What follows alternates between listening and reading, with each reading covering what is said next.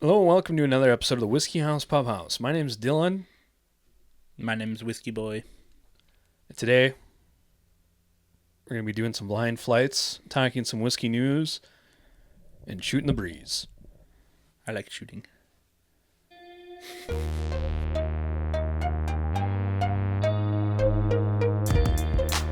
All right, so we're back from our intro. Something that Connor and I decided to do is we're kind of wanting to start some flights, or start some episodes off with blind flights to help train our palate in the ever expanding reaches of our taste profile. So, if you caught the live stream from a couple weeks ago, we are going to be doing something similar to that. There's only one of those. Okay. So, I took some rules from a liquor store blind tasting that we did, and word for word put them down. So we're kind of following those guidelines, and we're going to go through these, write down our own Q&As, and see if we get any right. We'll see. Probably won't get any right. But well, if you were anything like you did last time. Hey now. So we have 4 glasses in front of us. He picked for me, so I don't know what I'm drinking. I picked for him. He doesn't know what he's drinking. Nope. Answers are written down on these neat little boards that we have that I got off of Etsy. So each pour we're going to have some questions. We have proof point. That is going to be if you can give or take 5, you get 1 point. If you're only off by 3, you get 3 points. If you're off by 1, or excuse me, flip it. If you're only off by 1 proof point, you get 5 points. 3 proof points, you get 3. 5 off, you get 1. And then there's age guess. That is over or under 7 years. If you think it's 7 or over, you would put over. If you think it's under 7, you would put under. Secondary grain. Secondary grain is going to be, I think we all stuck to rye or bourbons on these, I should say. So in the case of bourbons, assuming we all did bourbons, you would say what is commonly referred to as the flavoring grain. In most cases, it would be rye. So an example, if I thought this was Jim Beam White Label, I would put secondary grain rye. And then finally, we have a distillery / label guess. Distillery, pretty self-forward or self-evident. If I thought it was Jim Beam White Label again, I would put Jim Beam for the distillery. And then a label guess. I would say Jim Beam White Label for that specific bottle type. So that's kind of the rules for it. We're going to try to keep some conversation as we kept going if we go through this. And then we'll reveal at the end. See who did the best. And it is different, so we'll see. But who knows? Anyways, A. And in the meantime, Whiskey Boy, how are things going? Pretty good. Just busy. Busy? But who isn't busy? The bees are busy. The busy bees. Mm-hmm. Mm-hmm. Mine's very caramely. A little bit of a alcohol bite on the nose. Actually, a lot. This one's very honey. Mm-hmm. Honey. Winnie the Pooh. Winnie the Pooh. Something. Cornbread a little bit. I'm going to try. I'm not getting much off the nose.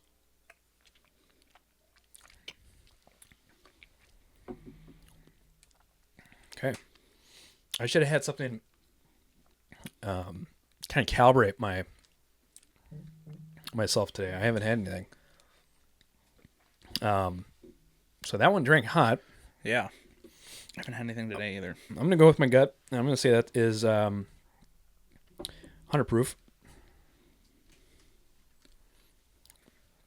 Age, I'm going to say under. Secondary grain, I still don't have an exact thought on it yet.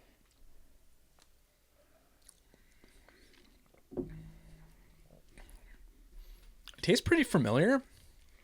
Like pretty classic bourbon. I don't think it's a premium thing I'm dealing with. Hopefully not. You might have poured me Baker's again. I wish I remembered what I poured you. Oh my goodness. Yeah. We need to work on that memory. That's fine. Is that what? Let's see. What helps with memory recollection? What vegetable? Carrots' eyes. Whatever they are, we need to get some because I can't remember what it is either. It's definitely not lettuce. Lettuce might be the worst, like the most useless. No, vegetable. celery is. I don't even. I'd lean towards lettuce. Really? Mm-hmm. I don't know what this is, but it smells really good.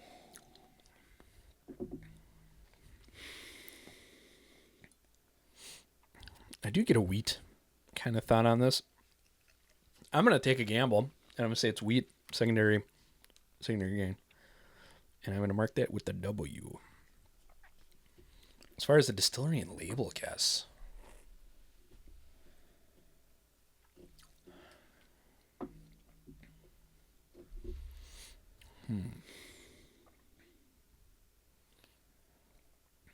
I'm going to say Heaven Hill, I think.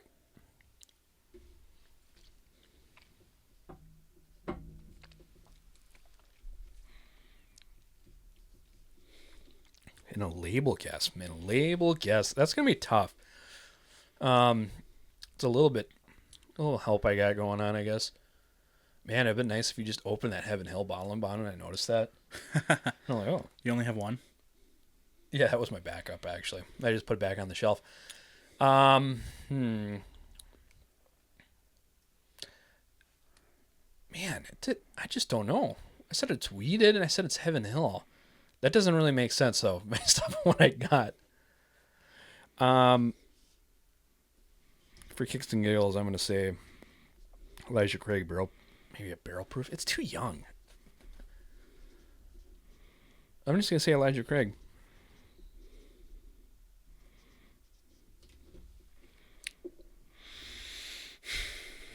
I'm going to say it's my small batch. Which completely goes against the weeded, but I don't know what else. I don't know. I don't either. That one's really hard, but it's also very good. I'm just kind of going off of what I think. I did not... Number one is not something I would get again. Really? No. Interesting. I don't think. I remember it now. I'll try one more time.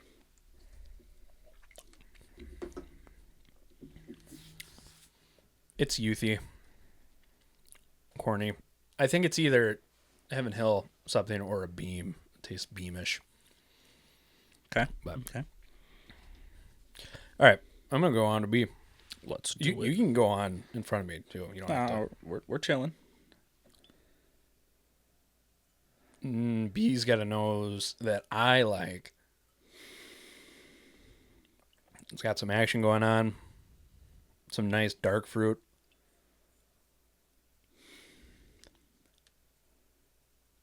Yeah. Ooh, I really like B. Because A was just corn and youthy. Kind of a generic bourbon. This has actual character going for it.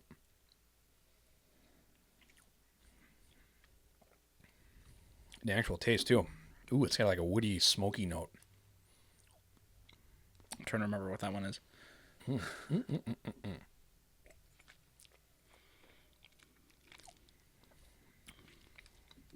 Oh, boy.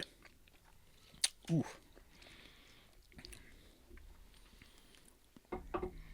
This is tough because it feels like it's right on the edge of the 7-year profile. I'm going to say it's over on that, though. The proof point is a little bit tough because it's not... I think that's the thing I struggle with a lot is the proof point. Oh.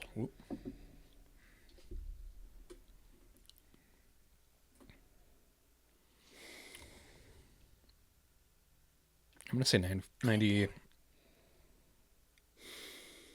proof. That's 45, right? Sure. Yeah. I'm going to say rye for the secondary. And the distillery. That distillery.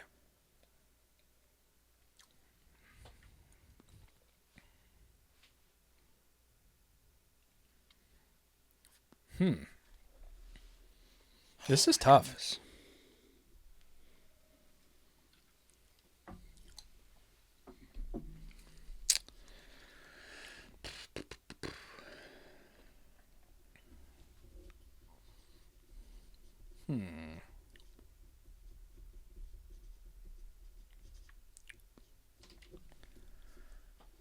This is really hard. Yeah. I'm going to say Bardstown.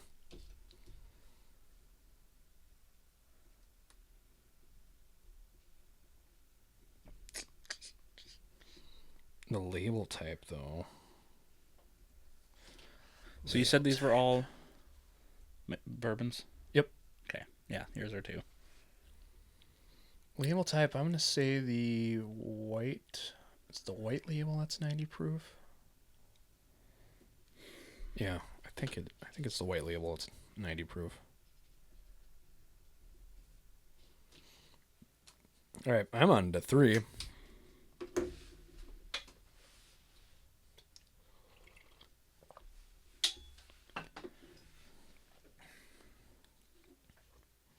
Having some exciting stuff to try. Yes, something I've been looking forward to getting. Well, I mean, we can talk about it. We got the Wild Turkey 70th anniversary finally. Mm-hmm. I had it at the distillery when I was in Kentucky. It was... Honestly, I don't even remember. You didn't seem to like it that much. I was so disappointed by not meeting Jimmy, so... I have the 101 over there. I wonder if we should compare it to the 70th Regular anniversary. 101. Yeah. Should have grabbed it before. This smells like a weird... like a rubber duck plastic note. Sweet plastic.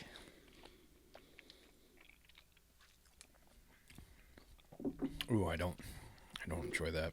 That's young.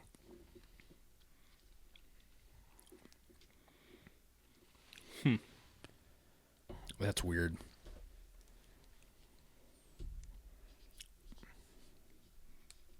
That is weird. I do not care for that, really.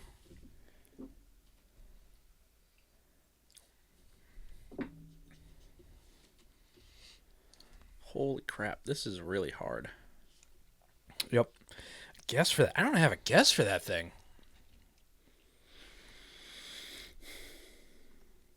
It seems very... I don't know. I got it. I saw something that caught my eye. I'm going to say it's pure Kentucky, and that is the Willet Distillery.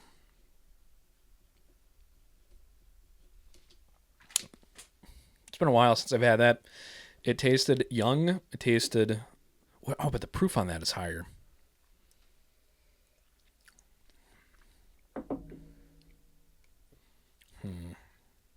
I'm going to keep my guess. All right, pour 4.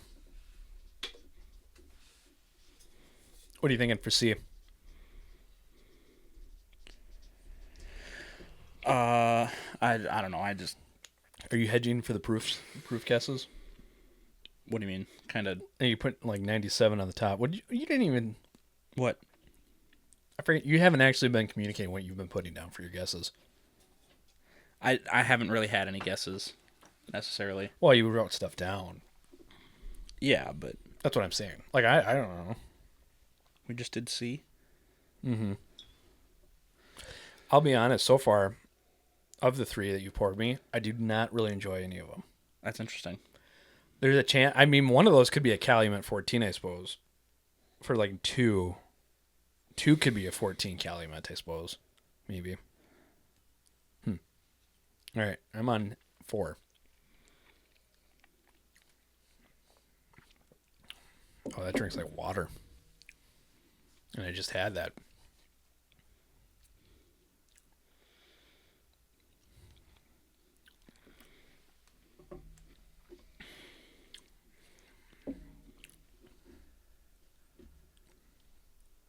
I don't like that at all. I think you'll be interested to figure out what they are. I know. No, I am. Because they all taste, 3 of them taste very similar.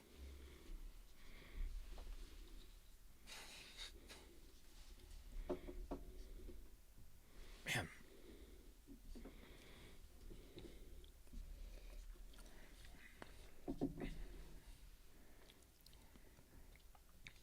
And I don't know.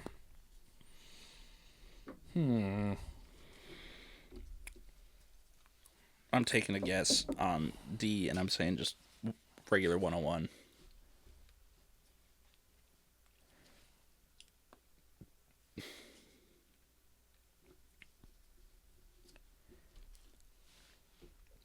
None of them drink.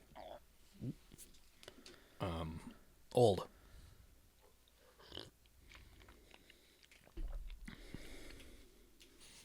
This could be, hang on.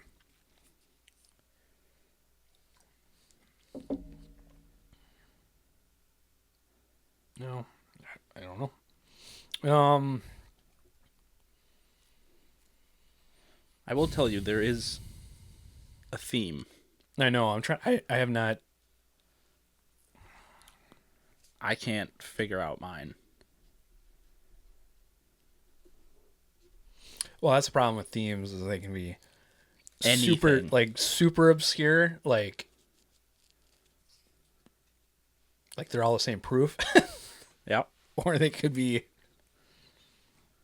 just an entirely different thing. I'm gonna say this is a. I'm gonna change this to 108 actually. Let's say this is the Jim Beam single barrel. Black label. All right. Thoughts on these? They were all really good. Well, yeah, mine sucked. So whatever you gave me, I did not like. Well, So don't tell me yet. But what do you think they were? Because I didn't hear really any guesses out of you as far as what they were. I think they were all finished. Interesting. Okay. Because the first two had some really strong flavors that just seemed like they were finished in something. Okay. So what was your guesses? Bottle guesses. I want bottle guesses. For one, I said distillery MGP. I didn't have. It tasted like it was honey finished, but really? I couldn't think of anything that. Really? The only thing I could think of was the Penelope Rio, but there was no cinnamon in that. I do have, I guess in total, 3 honey variant finished. Oh, I did not know that. I'm not saying you're correct, but I do have 3 things. And then the second one, I had no idea on a distillery, but it tasted maple finished, like heavy maple finished. Really? Yeah. You'll have to try these. Yeah. And then the third one, I just threw out a guess of something that I can see. And so well, 2 of those I've had recently. Okay. The other 2 I have not had recently. Third one, I said it was just one of your Woodford single barrels, which wouldn't be finished. You mean the picks? Yeah. You know those are blends of like 2 or more barrels, right? No, I had no idea. Like the double oaked one is a blend of like 2 barrels. I guess. I don't know what the normal. I guess it is just a pick, not a single barrel, but anyways, okay. And then the last one, I kind of just gave up and said Wild Turkey 101. Okay. They're not they're not bad guesses. They're not right, but they're not bad. No. Okay, so for me, I said the first one was like Elijah Craig small batch standard. I did say it was weeded, but after tasting, I'm not sure. My second one I said was a Bardstown Origins white label. Yeah. One of them is rye and one of them is wheat. C I said was the Pure Kentucky. And D I said was a Jim Beam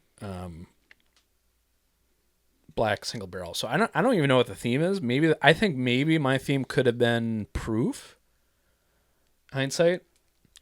You thought yours was finishing? Maybe. Okay. All right. So let's start with A. Really?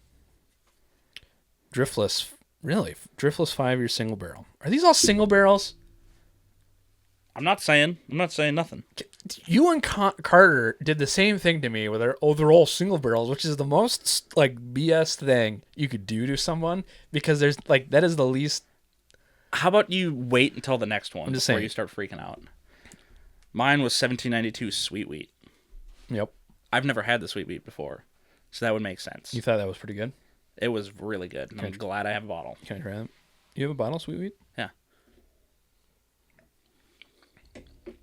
Lauren got it for us. Oh, really? Mm-hmm.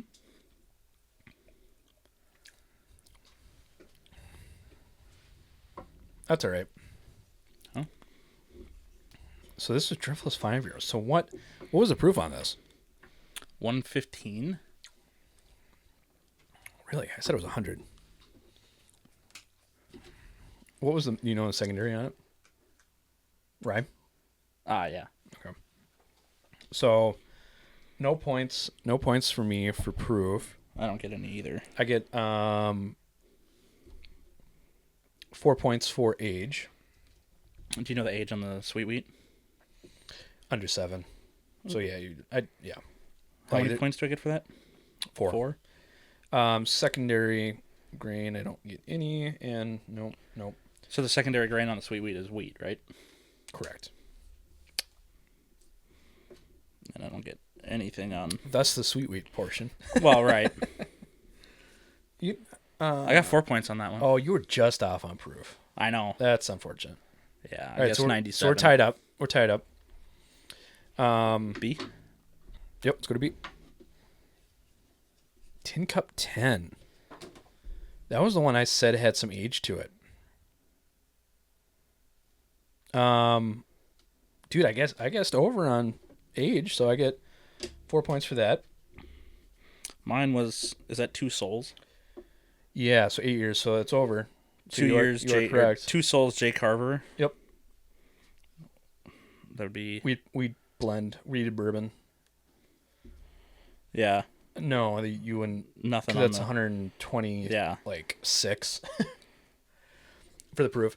Yeah, he had 2 Soul Spirits, J. Carver, 8 year. I that crossed my mind too. What was the proof on the tin cup? Like 43? Yeah, I think so. 43. So I am off by 2. So I get 3 points. Dang. That J. Carver that's probably the best thing they've ever released. I thought about doing wheat whiskey for you, but I didn't think I actually had 4. But I had 1 from them. I had the wheated Heaven Hill special release. Huh? The Parkers? Parkers. The wheated Parkers Heritage. You got that... I couldn't think of anything off the top of my head. Those are the only 2. The 45th parallel, too. So rye mash bill. That is a rye mash bill. So I got another 3 points. Yep. Tell me that does not smell like maple. It does a little bit. No, I can see it. It tastes like it, too.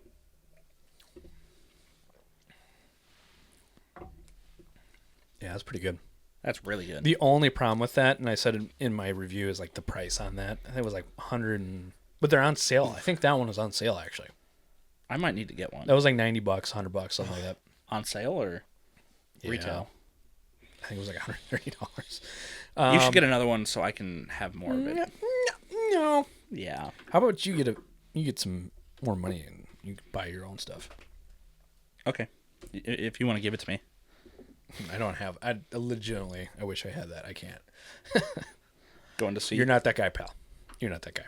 You going to C? C. So C, I said was 90 proof, under 7, secondary grain rye. I said pure Kentucky Willet Distillery. Mine, I said 90 proof, under, secondary grain wheat, and Woodford. All right. It's Ben Holiday? Mm-hmm. Ben Holiday, soft winter wheat. Red wheat. Red wheat, bottle and bond. Man, so I'm off on the proof.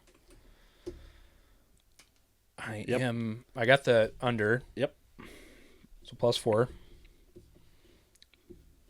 None on the secondary grain and none on the distillery.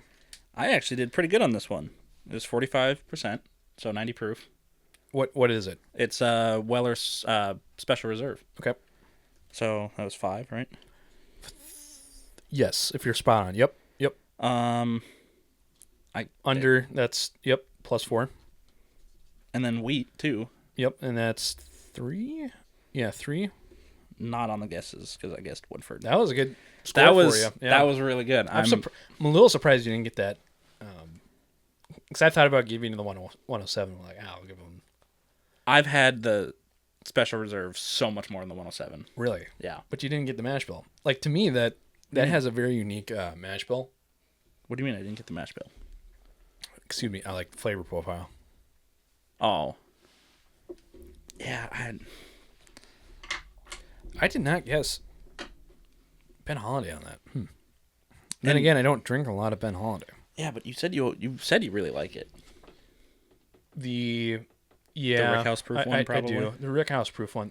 This one just drank young. Like, I was getting a lot of 6 youth. years. I know, but I was getting a lot of youth off of these, except for number 2. Yeah, that was the 10 Cup 10. It was 10 years.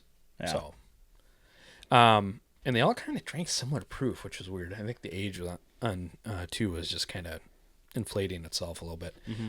All right, so 4, I said, basically, I said it was the single barrel Jim Beam Black. I said it was Wild Turkey 101. All right. Really? Redwood Pipe Dream. Man, I've only had that once. Is my open one? Mm-hmm. Yeah, I think we've had that once. So that's like a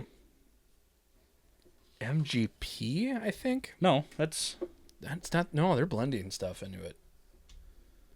I think it's some of their own, but I think it's also. I'm pretty sure if you go check that, it says MGP or Indiana on the distilled. Either way, I didn't get it. What was the proof on that?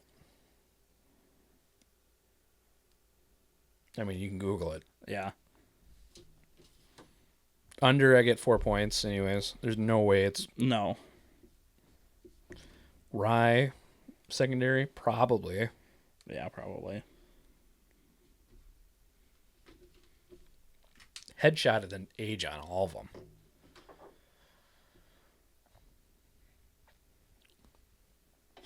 Really, that was the pipe dream.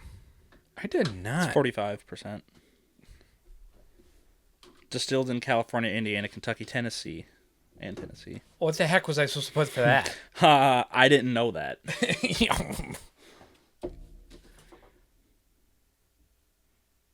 Maybe we should change this to state instead of distillery. Could. Or maybe just add another column, because it's just going to inflate the point system.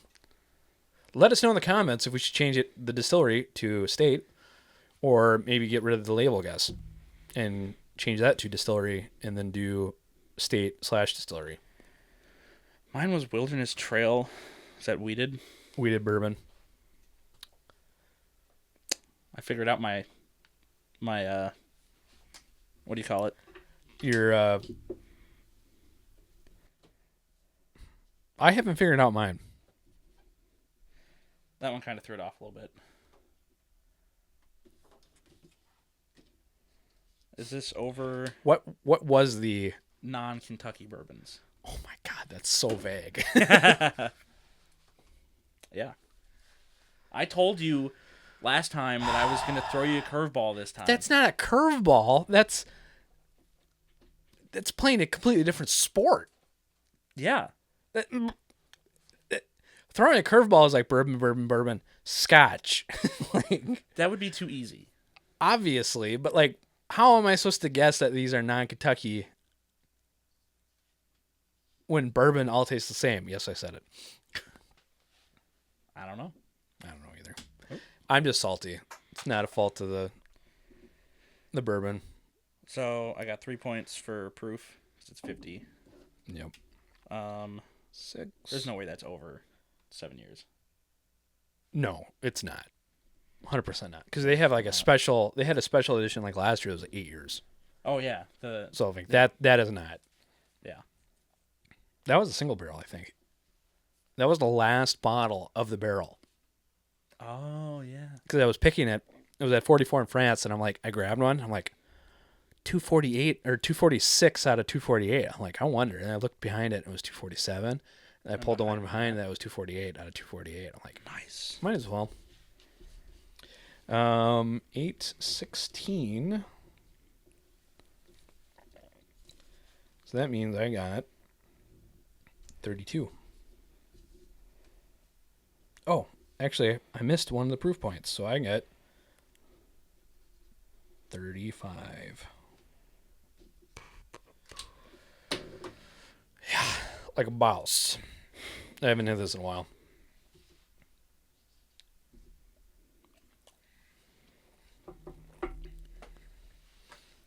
I forgot how to math.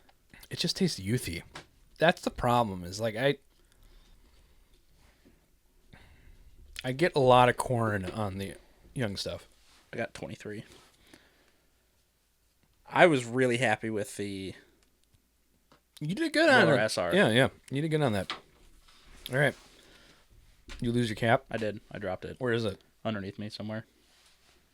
I think I can grab it.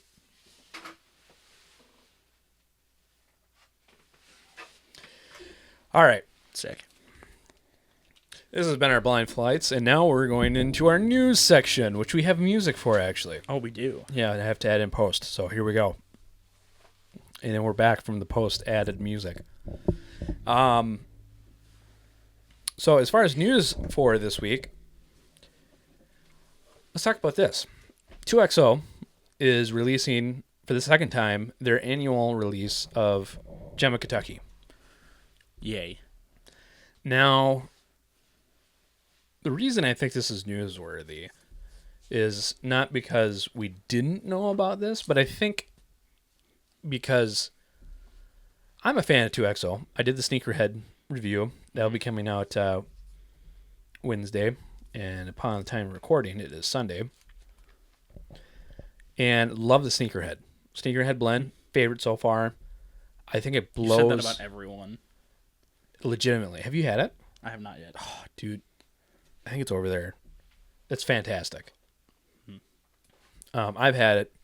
I'm not saying you need to have it, but it is my favorite out of all of them so far. The only thing, so the thing with the Gemma Kentucky is they're all single barrels, which I like from the standpoint of the uniqueness, but it does not justify $200. And I have seen so many sit on the shelves still. And now we're coming to round 2 of release. Yeah. What's going on? Like, what? This is not sustainable for 2XO, in my opinion. I've seen them down to 150, and they've still been sitting on the shelf. They're, in my opinion, they're not better than the Icon series. No. Like, even the most mediocre of the Icon series, I would pick up before the Gemma Kentucky. They're just, I don't know. Something needs to change about them. I think the proof, in my opinion, I think the proof point needs to be cast strength release. What is it right now? 104.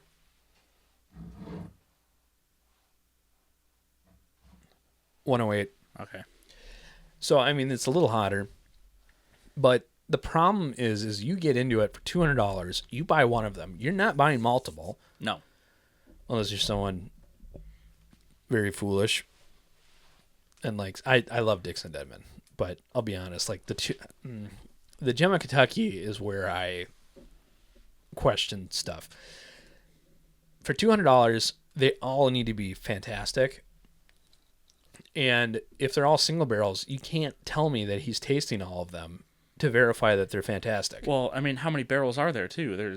Well, that's number 71. Yeah. So at least 71. I just don't think it's sustainable from a standpoint of releasing every year. Mm-hmm. It's just, there's too much chance taken from the consumer standpoint. Mm-hmm. They have to be fantastic, and they have to be some way of verifying that they're all good. And I just don't think there is. No. There's nothing drawing people in. Well, and I think that expensive a bottle with this new of a company was kind of a deterrent for a lot of people. I agree. I think their wood finishing series, and the icons for the most part, have done well. At least in my opinion as a consumer. Mm-hmm. I think there's not. I think the Phoenix blend was the first one that people are like, I don't know if this is worth $100, but mm-hmm. they've all progressively got better, which is amazing in the standpoint we're at release 5, and they're all better than the first one. Right. Double oak was good. I love double oak for the use of cocktails. $50, it's a little wishy-washy if it's worth it or not. I think the French oak is pretty good, and I do think it's. I did a review on it. I thought it was better than the Penelope Architect. Oh yeah, but I didn't think it was better than the Maker's 46, mm-hmm. which is like $30. But I don't think in that circumstance, the French oak was definitely worth it. Because it was different enough where I could totally see people preferring that over the Maker's Mark, or vice versa over the Penelope. Well, how much the Penelope is like? Penelope was a lot more. It's like 70. Yeah, maybe not quite that much, but it's 60. It's got this. And the problem with the Penelope is it embraces different blends of them because it has that weird graph on the back. Right. Where it talks about different, what each blend brings to the table as far as spice or vanillas or other flavors. Yeah. I love that aspect of it. The one I have was better than the one that you had, which was the first one I tried. Yeah. That one turned me off for a while, and I got it for this video, and it was good. It just, if I recall right, it had a very dry aspect of the flavor profile that was kind of a turnoff for me. But going back to the 2XO, I just don't see how that marketing, how they're going about it is sustainable in the long run, even at year 2. It doesn't make sense to me. Right. Like, it's too expensive. So either they need to change the price on it or bring some other aspect to it that justifies the price, like higher proof. Let us know more details. And that's the only other problem I have with 2XO is the lack of transparency so much about where it's coming from. And I know that depending on where it's coming from, as far as the source product, it might not be up to them. So it's not necessarily 2XO being, lacking transparency and not giving the details to the customer. It could be the distillery providing distillate, not allowing them to have their name on or being used for that company. Right. But I want to see more transparency for it. Give us more details on the barrel. Yeah. I mean, Dixon Dedman left Kentucky Owl because the company was not matching up with his viewpoints. And I want more transparency, and I think Dixon Dedman would allow that if given the opportunity. So I hope he can give that opportunity down the road and give us more details on it. I know he's been super transparent about the double oaking process on it. Like he's said that they're using oak chains for some. I don't know if every release is using oak chains. But I mean, that's the kind of stuff that we want from a company. Is just extra deep. Explain to us why is this Icon series $100? Why? What makes it that price? Right. And I think it's for the most part they're doing pretty good about that. But then when you check their website, there's no information. Right. So I think the company needs to do better. I think Dixon is doing a lot of sharing of knowledge to consumers on his own conversation having with other people, but the company doesn't seem like it's doing as much as it could be. Right. Yeah. So I don't know what your thoughts on this is. I don't have any really.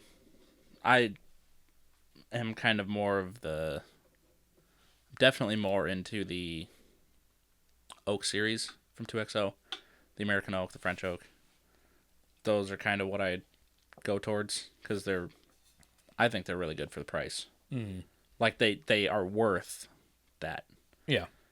And I mean, I got my French oak for $38 at Costco. So like, well, and that's the problem I have is some of the deals are fantastic for it, but if we continue to see prices lower than SRP on 2XO, that's not a sustainable business model, right? No. Like people aren't reordering. If Hy-Vee is putting double oak for $34 or whatever, they're not putting in a reorder in for that product. Right. And if that happens, then you just, once it's gone, it's gone. Yeah, because I got my American oak for like $34 from the Hy-Vee. So, I mean, both of them I got for lower than MSRP. Yeah. I mean, will always buy at least one bottle from 2XO and try it just because I love Dixon Deadman, not necessarily because of the things he's released, but more so because of his involvement with the whiskey community. Mm-hmm. Primarily the podcast. He's done tons of stuff with that. I love the engagement when he's on one of their podcasts. Mm-hmm. Like, dude's just entertaining, and you kind of love him because he's super, Do you have a crush on him? Yeah, oh yeah, absolutely. But he's just down to earth. And I like that. And a lot of them are, a lot of whiskey distillers or blenders and stuff are down to earth. But it's just kind of cool when you can listen to them talk and stuff. So, well, the next one, I think before we get to the next one, we should try some of that 70th anniversary if you want to get that ready. And I'll talk about the next news segment. Wild Turkey, supposedly, rumor from Coming Whiskey. Go check them out on Instagram. They just submitted to the TTB a 101 aged 8 years. Possibly a permanent staple. Who knows? I've heard a couple things about that. Man, that'd be awesome. What is it, 7? 8, this is this 8 is 8 years too. So, as far as I know, the significance of this is Jimmy Russell's 70th anniversary. Well, right. But there were a couple select blending of barrels. Yeah. From select Rick Houses. Yeah. I have not high expectations for this. I think they're adequate for what the price is on this. This is like $49.99, $50, something like that, SRP. Yeah, it's about $50. Yeah, so it's supposed to be a bigger release. It's not going to be mind blowing, but I have high hopes for it, at least for the category that it's entering in. Well, the thing that kind of confused me when I saw this was I have the 60th anniversary, the Diamond anniversary one. Right. And that's a blend of 13 to 16 year. Yeah. So I mean, that's a big age drop from the last anniversary. You gotta think they're doing a wider release to get more people into it. If they can get a wider release, they'll make more money. And plus, the other thing is a lot of their aged stock is probably going to. I mean, they've been pumping out a lot more limited releases. Well, like the 15 year in the last 5 years. Yeah. I can't remember what's all not in even the last 5 years, but right, that too. So I mean, they're releasing like 2 LEs a year, if not 3 at least. Because this year they did the 15. They did the Triumph, the 10 year, the Triumph, and the new Rickhouse release. Oh yeah, I forgot about that. So I mean, that's a decent amount for turkey, At Well, I least. mean, and then an 8-year, but And then 8 year. But I mean, all the 101 supposedly is 7 years ish, probably like 6 to 8 blended. Super cherry on it. I don't get a lot of youth on the nose. I did have this at the distillery, but it was not in a Glencairn, and I was just too depressed not meeting Jimmy, so I didn't really. Man. And that just means Dylan gets to tease him for another year. You know how bad you're gonna feel if he dies before that? I'll feel a little bit bad, yeah. I will. But then we can both just be mad at Carter. Because it's his fault we didn't go last year. And he was the only true. one. Yeah. Yep. He was the only one that did get to meet him. I'm going to taste it.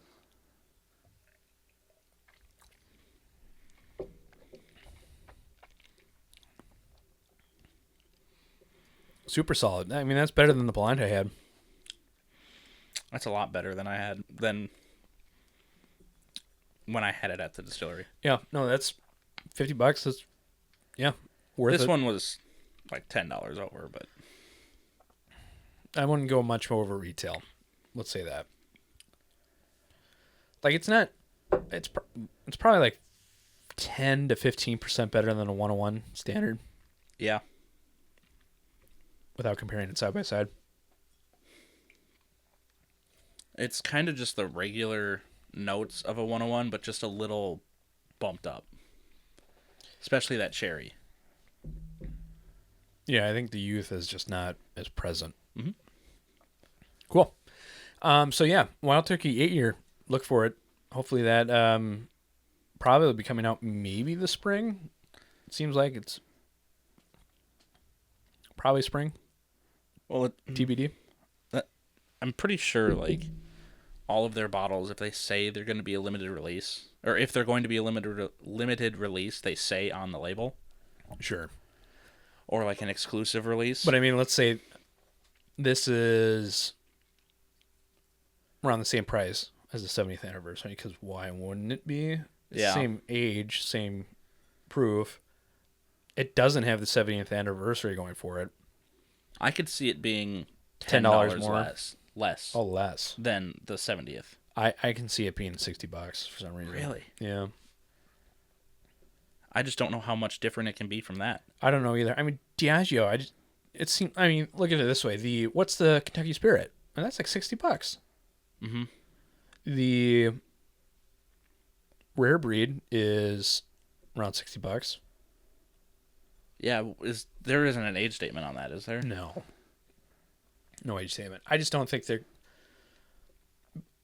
I mean, I would love for it to be $50. I just don't see how they could do a excuse me. I don't know how they would do a $50 standpoint if the Kentucky Spirit is more than that, and not Higher age proof. stated. Oh no, it's No, not. it's The not. same. It's 101. It's 101. Yeah, I don't know. I don't know either. So Maybe they are older. Because the Kentucky Spirits don't have an age statement either, do they? well, and the Kentucky Spirits now are not in the barrel program. The Wild Turkey Selects are now the barrel program label, but the Kentucky Spirits are still around. They're just the same way the Elmer T. Lees are single barrels, but they're not part of the barrel pick programs. Right.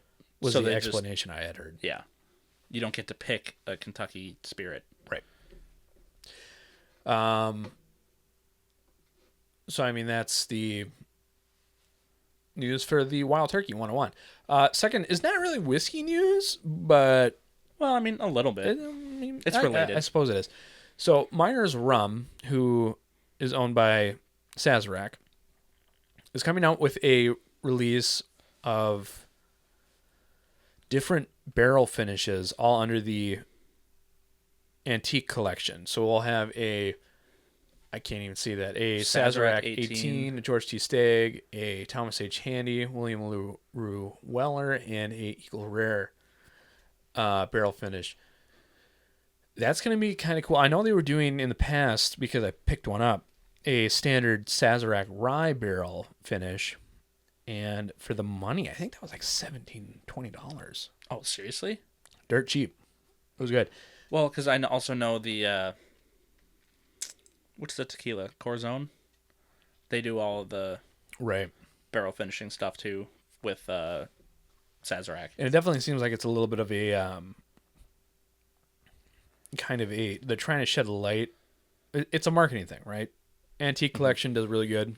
How can we bolster our other brands in our portfolio? Let's bring over the Buffalo Trace fame, stick some barrels over there, finish them for a little bit, and sell them for a little bit more, and get people to buy tequila and rum. Mm-hmm. So, I mean, it works. Yeah, I like Myers rum for cocktails and stuff. The only problem that some people might find with Myers rum is they're a little bit.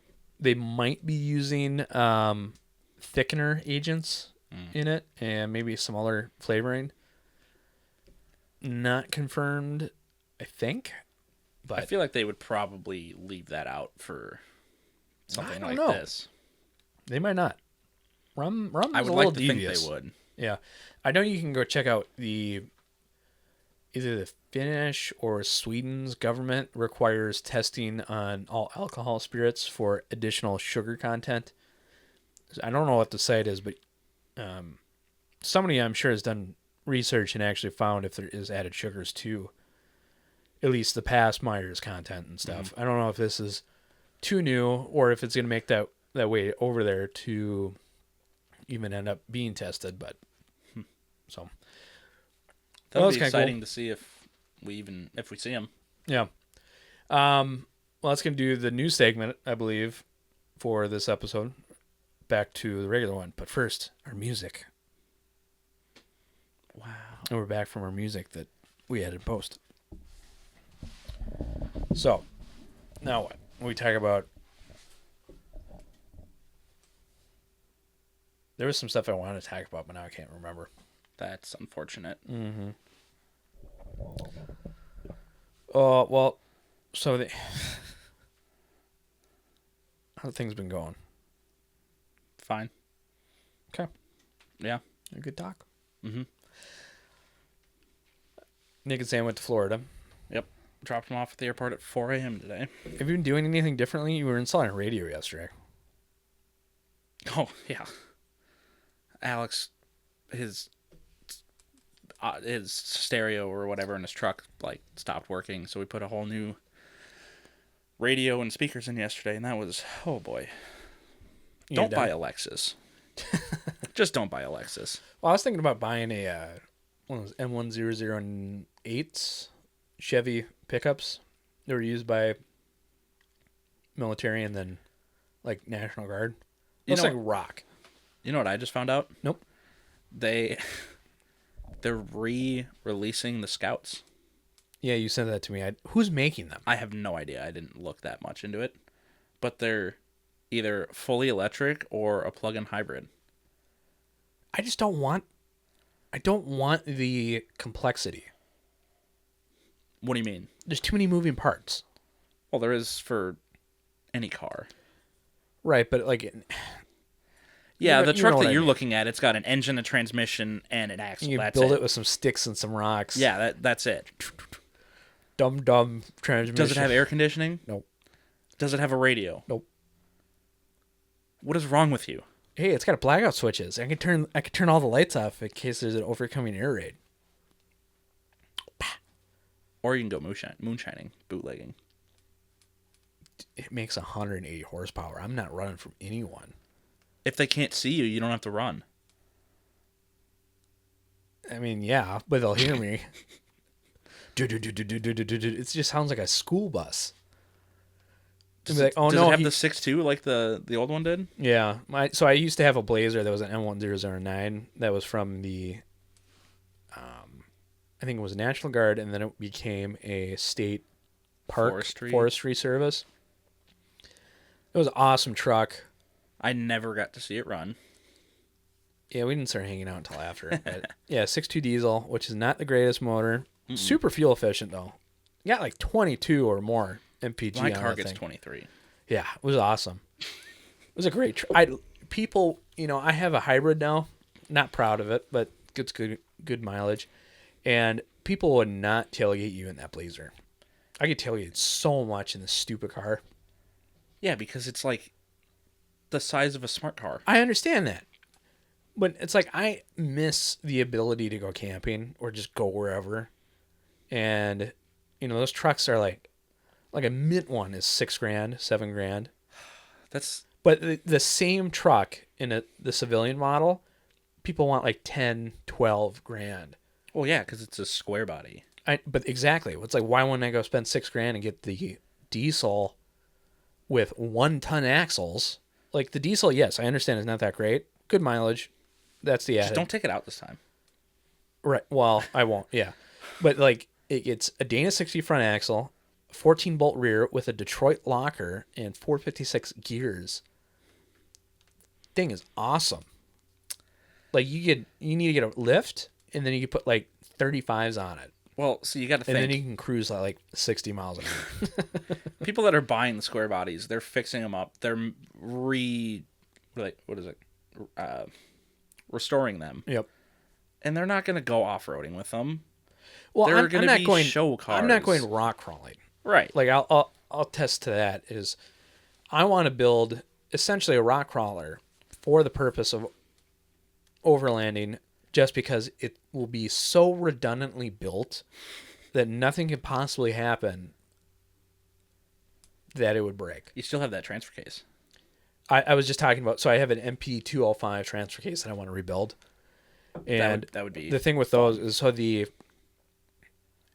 standard transfer case on them, I don't know what the actual model designation. It's like a 208. I'm probably right. wrong on that. It That might be sounds right, 208. Belt driven, chain style. Chains can belt stretch. and chain? No, it's a belt, chain, same thing. Oh, okay. Prone to stretching a little bit. They'll wear. The problem with mine actually is the 4 high worked on the Blazer, but the 4 low, the pads on them were bad. So when you shifted to the low gear, it would work fine. But when you try to get out, it had a hard time getting out of it. Yep. So I had to force that thing super hard one time. And I'm like, I'm never using 4 low again. Well, 4 low is what got me and Sam almost stranded in the middle of the Bighorns in the Suburban. Oh, because the pads probably went out, right? Yeah. Yeah. Well, no, it would come out too easily. We were going up this trail and it popped out. Weird. Because we had transmission problems with the truck already. It was on its like 3rd transmission or something. And we were driving up to get out of our campsite, middle of nowhere, no signal, no one around us. Yeah. We were going up, and then we just started rolling backwards, and we both started freaking out. Yeah, I don't like... So the nice thing about the 205 transfer cases, which is the one I have, is those are planetary gears. So just big, meaty claws that can take like 1,000 horsepower. Because they're just... Not that it'll ever get that. No, but they're just solid. Like, so I bought that. The only downside on them is the low gear is only like a 2-to-1, where I think the 208 transfer cases is like a 3 or so. Put a doubler on it. I am. That's what I want to do. Okay. So, Off-Road Design sells a adapter to a 203 where if you take the 203 transfer cases apart, it leaves the planetary portion and removes, I think there's the back end, which I think might be belt driven. I'm not sure. But so it adds the best things from both worlds. So you'll get you have 1-to-1, so you have a high gear. You'll have a mid gear, which is a 2-to-1, and then you have a low gear that's a 4-to-1. Jeez. And it's just built for torque and power because it's all planetary. You'll be doing gears. it's a diesel, so you'll be doing like 4,000 RPM going 5 miles an hour. Well, and you kind of need it because at least in that 6.2, that only produces like 180 horsepower. Yeah, but when you're going off a gear that's low, you don't have the torque and power from that specific motor to overcome a high gear ratio. So you need that, so it'll make up for it if you're in a sticky situation. But so that's going to be the first thing that I want to do. Well, you already have the transfer case, so. Well, I just need an adapter and a 203. And a truck to put it in. Right. So, but I want to put eventually like 35-inch tall tires on it, maybe 37s. Let's go 40s. I wanted to go 40s on the Blazer, but it's not practical. Like, there's Yeah, such a but- drastic change in pricing. Oh, On just the pricing tires. and weight, and I mean, there's so many things. Well, so we looked it up, and the tires, a Cooper STT Pro. I mean, this is getting super truck nerdy, so we probably lost the whiskey people that are actually watching. But so the Cooper STT Pros in a 37, I believe we looked this up, is the same weight as what Alex has on his Lexus in 33s. Yeah, those. That's things- crazy. Those Wild Peaks are really heavy. Yeah. So, but they're really good tires. but I don't think I would do a mud terrain. I think I would probably do an all terrain. Well, the Wild Peaks are all terrain. Yeah, but a 35 or a 37-inch tire, that'd be like 60 pounds. Yeah, for sure. So I got to figure that out. But it's just a platform to build off of. So maybe eventually it would. Imagine all the whiskey you can fit in there. Yeah. I just want to go camping out west again. Or to Vermont, Take where Lost Lantern is. He's mad at me for some reason for wanting to go to Lost Lantern. No, I'm not mad. It's just everywhere you want to go, it has something to do with whiskey. Yep. That's my personality. It is. So that's what I want to do. What about the? Oh, did you see Castle and Key released a weeded? I was just about to bring that up. Yeah. I don't know anything about it other than they did that. Yeah, we were like 2 weeks behind on getting it. They released it 2 weeks after we got back from Kentucky. There was a lot of things you were behind at. Meeting Jimmy.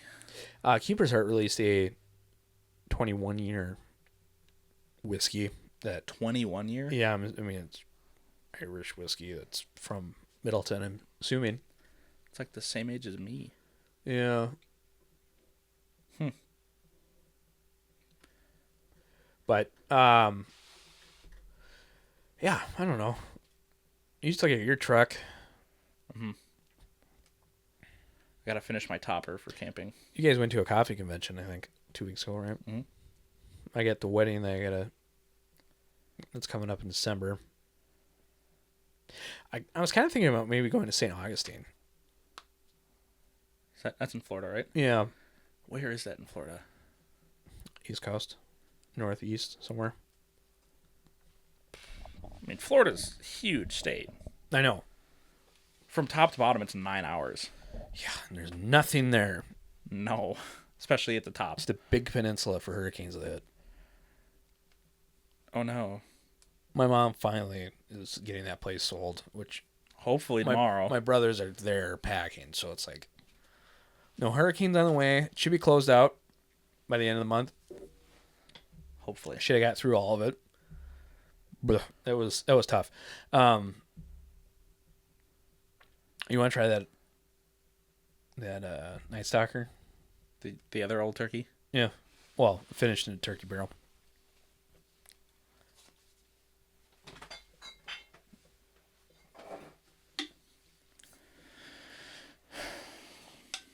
American whiskey. Because it's finished in used barrel. Have you had anything from EverNorth yet?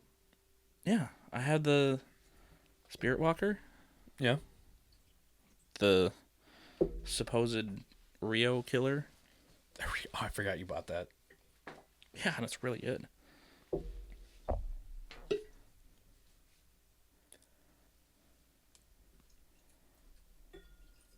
Going up to Lake Superior in a couple weeks. That's good. What are you doing up there?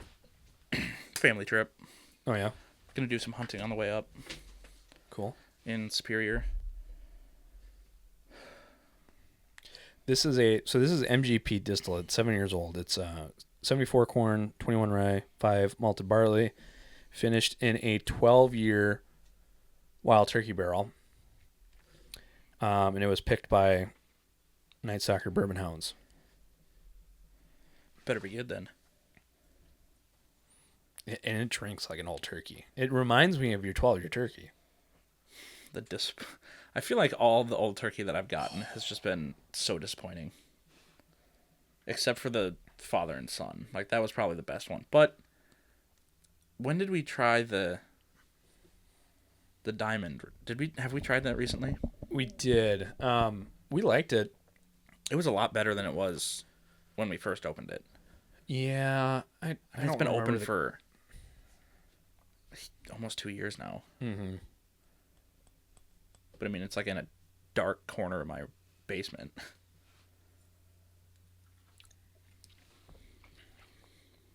That's good. What's the mash bill?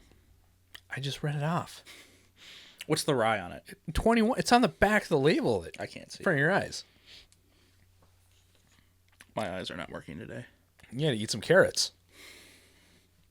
Ew. Ew, vegetables. Ew. Oh. I don't want none of your fatty fat water. Just because I'm Black Panda.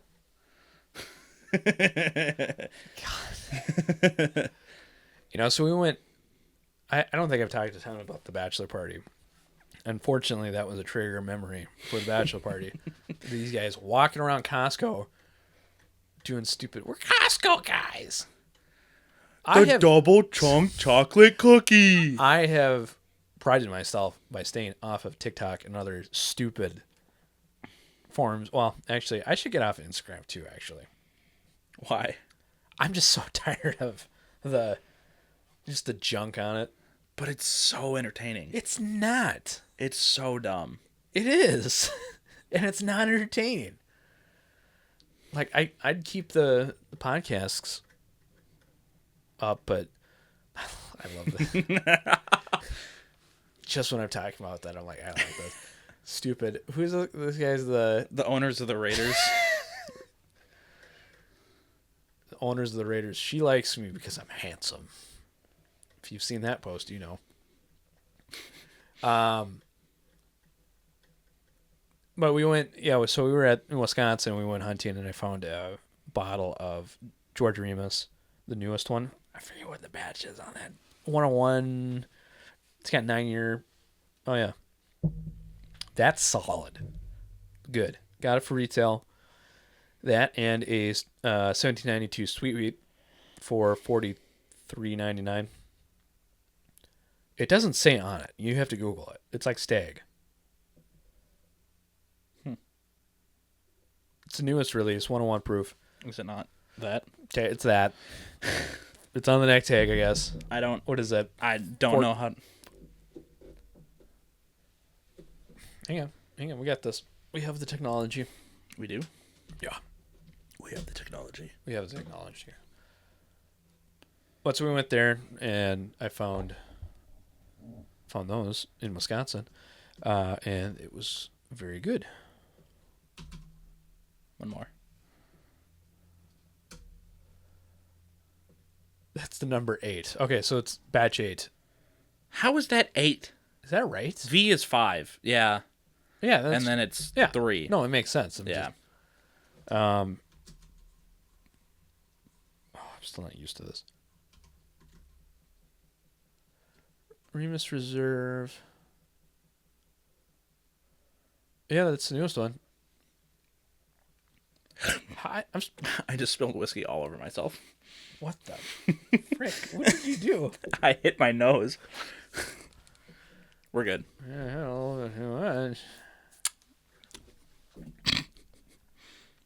Yeah, but man, I could have swore we weren't on. I thought we were way past 8 on the batches. So that came out in September. That's really good. I mean, that's like 10-year MGP. Solid. Mm-hmm.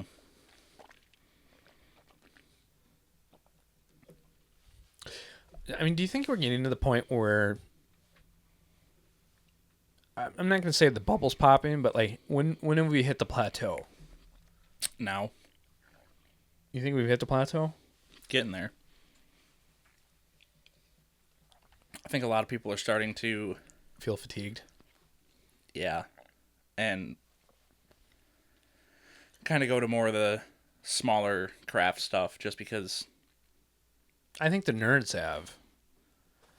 But I'm talking more about the big scope in general.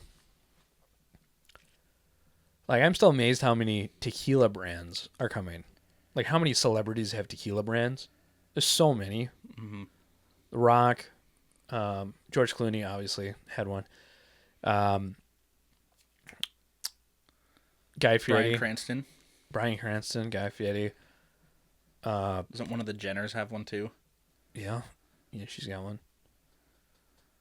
I mean, it's just a lot. It seems like the tequila category is just ever expanding, which doesn't seem possible.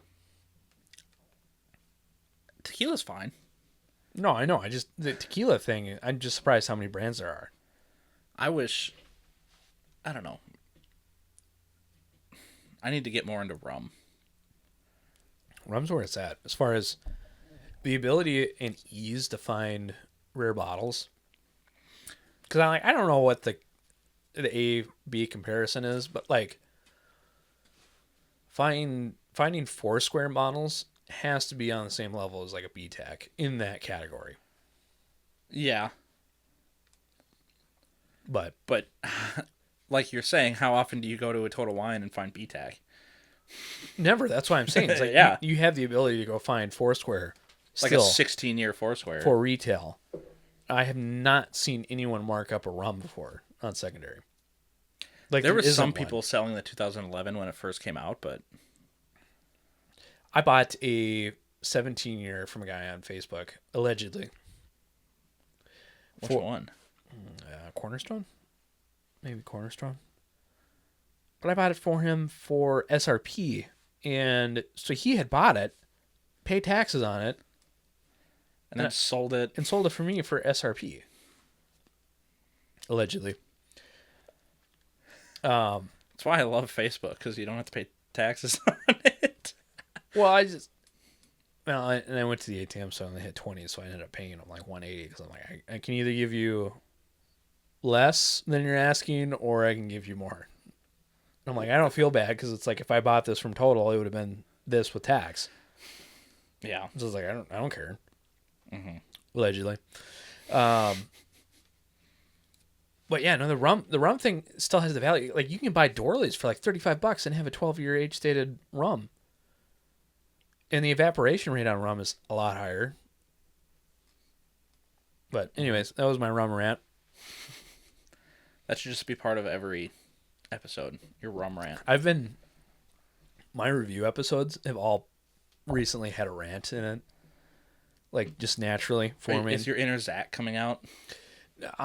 No, it's not the inner Zach. It's my personality. Definitely. But I had one on talking about the bachelor party and the old-fashioned mix that I made that no one drank. And then I packed it away and we're like, I didn't know we had old-fashioned mix. I told you day one that was in here. Yeah.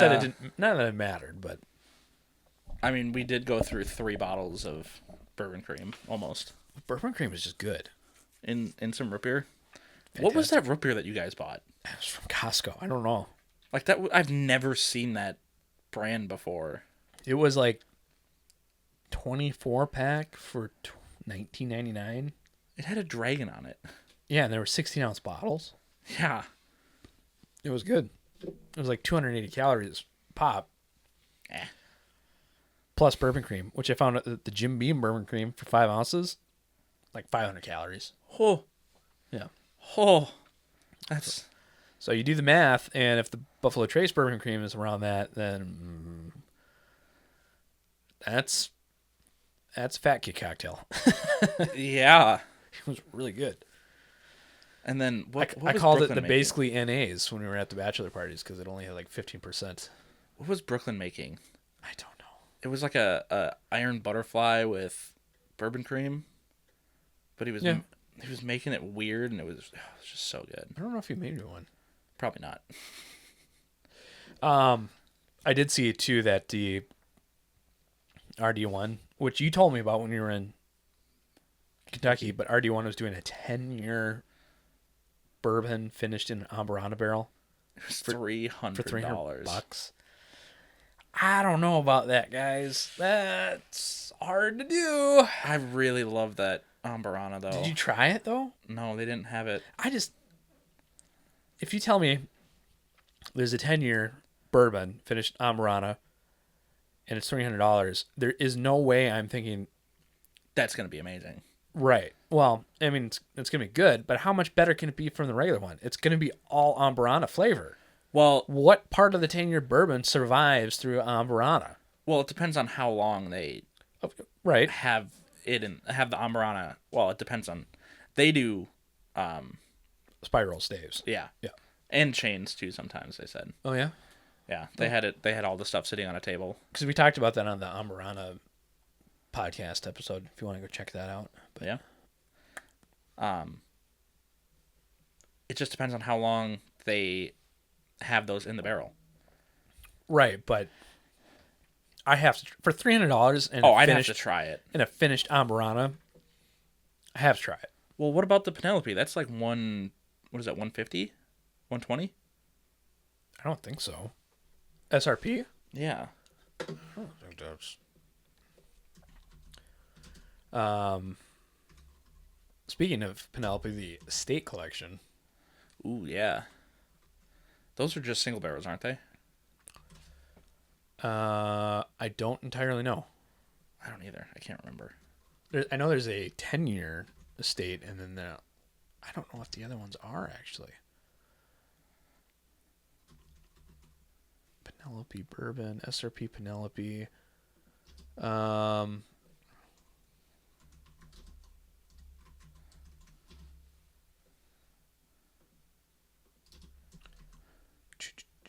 The SRP on Rio, which, by the way, I heard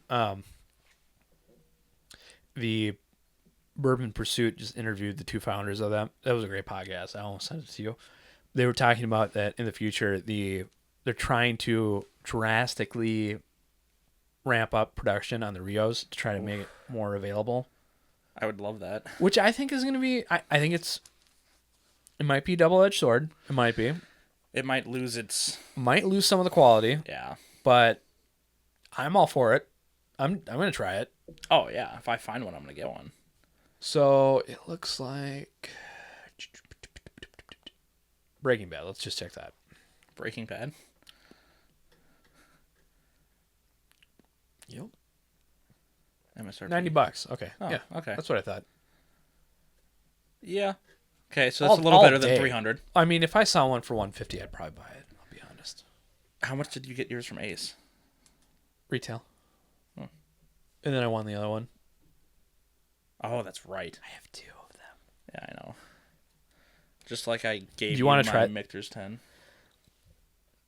Okay, giving sounds like you gifted it to me. I paid for it.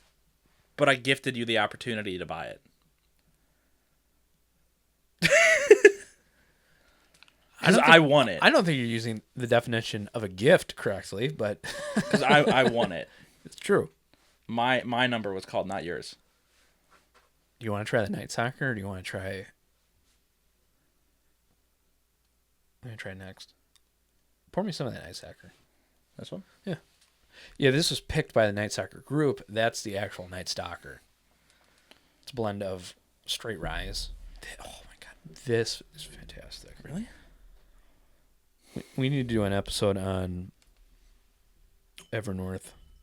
Surprised you haven't yet. I know. There's so much to do. I've been recording a lot of heritage bourbons. I want to do some more either craft or cheaper bourbons.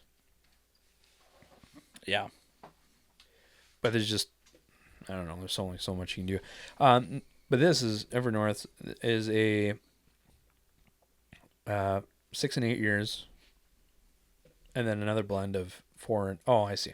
So 6 and 8 MGP. Mm-hmm. And 4 to 6 year Sagamore. Oh. Yeah. Interesting. Yeah, it's going to be great. I don't know if I've Oh, and it's Sagamore bourbon. So it's a blue rye? Kind of, technically.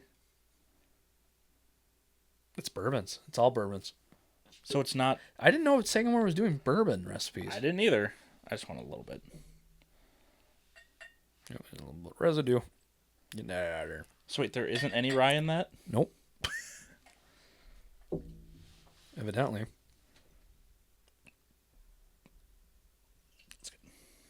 It is barrel proof at 59%.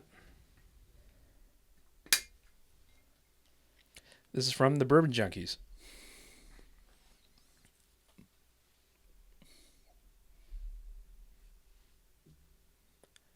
This is one of my favorite things from them so far. Their LE is coming out soon. That is kind of going to be like a rival of the Midwinter's Nice Ram. Okay. Which I'm going to get. It's just a question of how much. Yeah, you told me about that. It's like, I'm going to get one. It's going to be $300. No, it's going to be cheaper than Midwinter's. I saw they said the Midwinter's price on Thursday. Yeah. For $175. It's just gotten too much. That's retail on the new batch. I still stand by what I said. Yeah, It's it is. gotten too much. And they haven't been good since, like, what, 8? Yeah, I mean, 10 was better than 9. 8 was the first one I got. I still have one. I have the bottle. Oh, man, 8 is so good. Is it open or closed? I have a 10 that's open. Yeah. Which I have a 10 that's open, too. I don't even remember. No, I have a getting that 9. one. I've gotten to the point where I need to stop buying stuff, and that's what we're going to do. So I can buy my pick 'em up truck. Oh, now you got to the point where you need to stop buying stuff. Yeah. Okay. Yep. Because you didn't just spend $230 on the old granddad 16-year. I mean, I'll be honest. I didn't know how much it was because you bought it for me and Venmoed me. I told you. You sent me $30 back. Yeah. It was like $200. You sent me $250, and I sent you $30 back. Okay, so but SR with taxes, but SRP was what, 200? $199. Yeah, so I'm still correct. Let's see. Let's check out the Penelope Estate because I know there's a 10-year, and I don't know what the other two are. Something interesting that I'll be getting here in the next couple months is a Nulu pick. Are you? What? Are you getting the that other oak collection? At some point. So you've confirmed that? Oh, what is this? Okay. Not necessarily, but Oh, not as. Okay. All right, so it looks like we have the Penelope Estate Collection Single Barrel. Penelope Single Barrel uncovers the character that lies within our first age stock. Each barrel unique to profile and hand selected from various warehouses and floors after a decade of aging. Single barrels are just too exceptional to blend. I need to make this bigger so I can see. so it's a 10-year. So it's a 10-year single barrel, so you are correct. And then there's Private Select, which is Penelope Private Select annual release, explores new and unique expressions of our straight bourbon whiskeys blended using the first of our aged barrel stocks. So it must also be a 10-year, but blended. And it says, from hand selecting barrels to create each blend, Private Selects arrives to showcase the best in all of us. Can I? I'm trying to make it bigger. Yeah, let's see if I can. Just press the plus button. There you go. Trying to see the label. 9-year. Oh, it says it's a 9-year. 101.2 proof? That's strange. Yeah. Oh. All right, let's try to find the last one. Nope. There you go. Founder's Reserve. So this is 11-year straight whiskey. Oh, straight wheat whiskey. 11-year straight wheat. That'll be interesting. This is So the Penelope Founders Reserve of the Estate Collection, Founders Reserve, showcases rare and unique barrels where we were fortunate to find this limited release features 24 barrels of experimental straight wheat whiskey crafted in April of 2013 at the historic Rossum Squibb Distillery in Lawrenceburg, Indiana. Aged in charred new oak, American oak, these beautiful one-of-a-kind spirits were batched in 5 lots and bottled at cask strength, each with their own character. Oh, wow. Mash bill's kind of interesting. All in this, the 5 different proof types. Yeah. Sounds pretty cool. I don't know. 95% wheat, 5% malted barley. What's the price on them? They didn't even say. I don't even think they're like out yet for purchase. Well, I think they technically are. I've seen them on Facebook, I thought.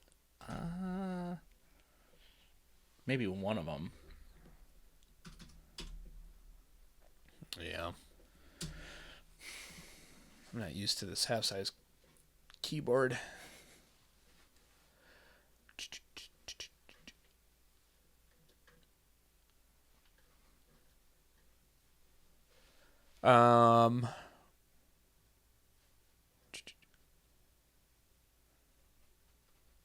Minimum $80 for the private select. Oh yeah. The Penelope single barrel is going to be at $90 SRP, and go up more. The private select. Yeah, the private select is 80. Yeah, where's the other 90. One? Oh, Founders. Go down a little bit. I don't see it. Oh, $200. Oof. So this is the 11-year wheat whiskey is going to be $199.99, and available minimum suggested price at Luxrow Distillers in Bardstown, Kentucky, and through e-commerce partners and select markets beginning October-November timeframe. We should see them soon. If they're not buying that. No, I'm not buying it either. I mean, I would love to try it, but